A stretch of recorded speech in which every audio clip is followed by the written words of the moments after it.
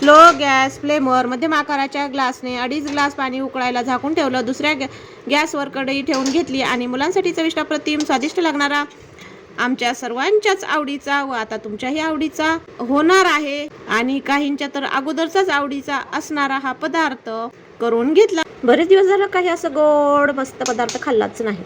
त्यासाठी कढईत मोठ्या आकाराचे 2 चमचे गाईचं म्हशीचं दोन्ही तूप घातली. 2 छोट्या वाटीने गव्हाचा कणेदार रवा घातला. जो मी बिट्ट्यासाठी जे गव्हाचं व मक्याचं पीठ दळून आणलं होतं त्यात पीठ गाळून हा कणेदार रवा राहिला होता. मंद आचेवर तांबूस रंग येईपर्यंत ह्या कण्या भाजून घेतल्या. त्यात उकळलेलं पाणी घालून 15 मिनिटांसाठी झाकून ठेवलं. गॅस बंद करून घेतला. 15 मिनिटांनंतर पाणी आटून कण्या शिजून मऊ झाल्या होत्या. त्यात मी छोट्या 2 वाट्या बारीक केलेला गूळ घातला. गॅस चालू करून परतवला. नंतर खोबरं खीस, भाजलेली बडीशोप, इलायची पूड आणि सर्व प्रकारचा सुकामेवा तसेच खोबऱ्याचे कापलेले तुकडे घातल्यास खूप छान लागतो. म्हणून खोबऱ्याचे काप घालून परत थोड्या वेळ गॅस बंद करून झाकून वाफवायला ठेवलं. देवाला व मुलांना हा वाढला तर नक्कीच करून पहा तुम्ही पण. धन्यवाद.